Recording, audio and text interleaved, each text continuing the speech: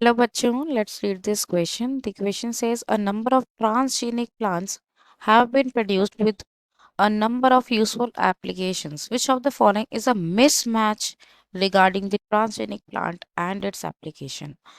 तो वो कह रहा है क्वेश्चन में कि जो बहुत सारे ट्रांसजेनिक प्लांट्स जो है उनका फॉर्मेशन या उनका प्रोडक्शन जो है किया जा चुका है, जिसके काफ़ी ज़्यादा एप्लीकेशंस भी हैं। यहाँ पर हमें कुछ ऑप्शंस दे रखे हैं ट्रांसजेनिक प्लांट्स के और उनके साथ उसकी जो एप्लीकेशन है वो मेंशन कर रखी है। हमें बताना है कि कौन सी चीज़ें जो है यहाँ पर मिसमैच है यानी कि इनकरेक्ट है। तो आइए देखते हैं इस क्वेश्चन को सॉल्व करने के लिए जो हमारा यहाँ पर की कंसेप्ट यूज़ होगा वो क्या है, वो है जेनेटिकली मॉडिफाइड प्लांट्स या हम कह सकते हैं transgenic plants. Genetically modified plants ऐसे प्लांट्स जिनके जो जीन्स है आपने उसको मॉडिफाई कर दिया, या हम ये कह सकते हैं आपने उसमें कुछ ऐसा कर दिया, चाहे आपने किसी जीन का एडिशन करा हो चाहे जीन का सब्सट्रैक्शन करा हो, उसकी वजह से वो जो प्लांट्स है उनके जो जीनोम है उसमें कुछ चेंजेस आ गए और उसकी वजह से कोई ना कोई वहां पर आपको जो बेनिफिट वाली चीजें हैं वो देखने को मिलती है। ठीक है, तो यहाँ पर हम वन बाय वन जो हमें ऑप्शंस दे रखे हैं उनको डिस्कस करेंगे। जैसे सबसे पहले उसने दे रखा है एक गोल्डन राइस। जो गोल्डन राइस है वो एक ऐसी वैरायटी होती है राइस में जिसमें बीटा कैरोटीन जीन जो है वो डाल दिया जाता है, जो कि एक्चुअल में प्रिकर्सर होता है विटामिन ए का, जिसकी वजह से जो गोल्डन राइस है वो विटामिन ए एनरिच वैरायटी होती है राइस की। तो हमारा जो फर्स्ट ए वाला है वो तो क्या हो गया, करेक्ट हो गया, यानी कि ये तो मैच कर रहा है। सेकंड उन्होंने दे रखा है फ्लेवर सेवर टमाटो। जो हमारा फ्लेवर सेवर टमाटो होता है इसमें एक हमारे पास हम कह सकते हैं एक एंजाइम होता है जिसे कहते हैं पॉलीगैलेक्ट यूरोनेज। ये जो एंजाइम है ये रिस्पॉन्सिबल होता है टमाटो प्लांट के सॉफ्टनिंग के लिए। ठीक है, तो हम क्या करते हैं ये जो एंजाइम है इसका जो एक्सप्रेशन है उसको सप्रेस कर देते हैं, ब्लॉक कर देते हैं, जिसकी वजह से जो राइपनिंग होती है टमाटो में वो डिले हो जाती है। राइपनिंग क्या हो जाती है, डिले हो जाती है। ठीक है, तो यहाँ पर हमने किसका यूज करा, यहाँ पर हमने यूज करा पॉली गैलेक्ट यूरोनेस एंजाइम को सप्रेस करा या उसको ब्लॉक कर दिया ताकि ये क्या हो जाए, राइपनिंग जो है वो डिले हो जाए। तो ये ऑप्शन भी हमारा क्या हो गया, करेक्ट हो गया। थर्ड वो कह रहा है टोबैको हर्बिसाइड रेजिस्टेंट।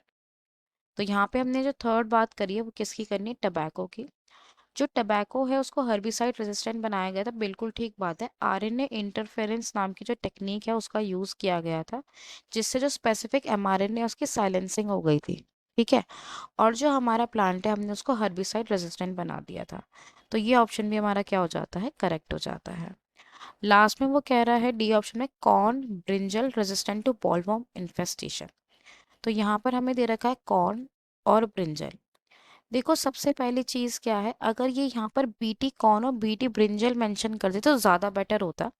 बट अगर हम नॉर्मली भी देखें या अगर हम बीटी को कंसिडर भी कर ले, जो बीटी कॉर्न है, बीटी ब्रिंजल है, ये जो है ये एक ऐसी प्लांट्स की वैरायटी है जिनको मेनली इसलिए बनाया गया था ताकि किसी भी तरह के जो हम कह सकते हैं इन्फेक्शंस हो रहे थे इंसेक्ट्स की वजह से, ठीक है, उनको कंट्रोल किया जा सके।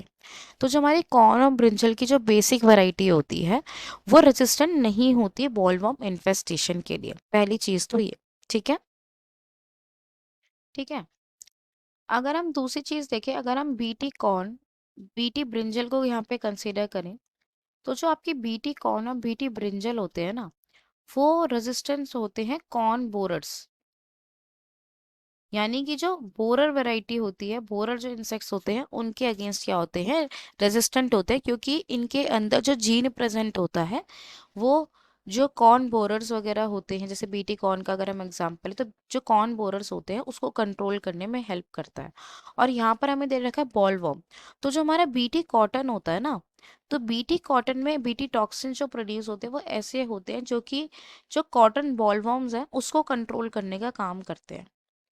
ठीक है, तो पहली चीज कॉर्न और ब्रिंजल में जब हम बात करते हैं तो बोरर्स को कंट्रोल करने में हेल्प करते हैं, ना कि बोलवर्म्स को। और बोलवर्म्स को कंट्रोल किस में होता है, बीटी कॉटन के केस में होता है। तो ये जो हमारा डी ऑप्शन है ये क्या हो जाएगा, हमारा इनकरेक्ट हो जाएगा, यानी कि ये क्या है, मिसमैच हो गया। और लास्ट में दे रखा है नन, तो नहीं ये भी नहीं हो सकता क्योंकि डी हमारा क्या है, इनकरेक्ट है। तो इस क्वेश्चन का जो हमारे पास फुल एंड फाइनल जो करेक्ट आंसर आ गया, that is option D. I hope you understood it well. Best of luck.